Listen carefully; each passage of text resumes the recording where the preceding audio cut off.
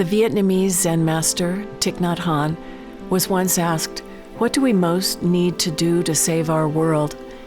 He replied, "That we need to hear within us the sounds of the earth crying."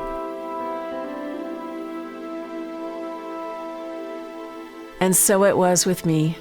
Hearing the sound of the earth crying within myself, I set out seeking a path of service more than 30 years ago, and found myself in 1990 on a literal path climbing high into the Himalayas in Nepal on a pilgrimage to meet an old Tibetan Lama, Charag Rinpoche. I was being given the opportunity to ask a question of the proverbial old wise man in a cave. But what would my question be?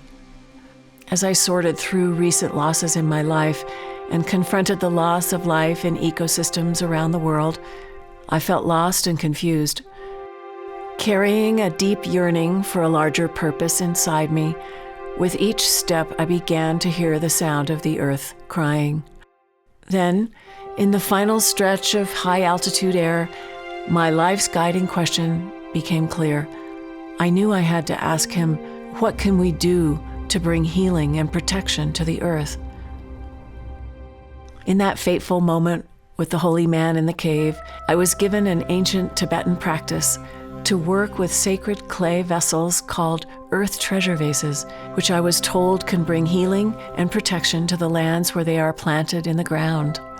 Little did I know at the time, the journey that began in a cave at the rooftop of the world would unfold around the entire planet, taking me from the Americas to Asia, to Africa, Europe, and Australia, passing through disillusionment and despair to elation and deep fulfillment.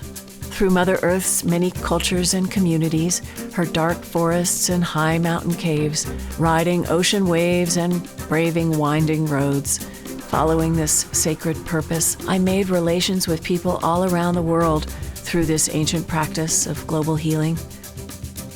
Hearing the sound of the earth crying and feeling her call, thousands of us are now engaging with this practice as our heartfelt response to bringing healing to our broken world. Together, we are bearing witness to the multifaceted web of life in all its beauty and sorrow.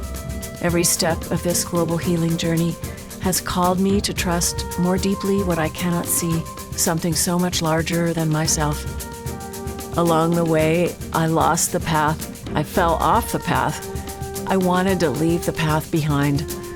Yet still, I kept hearing a call that I could not ignore, a summons from the earth. Perhaps you hear it too.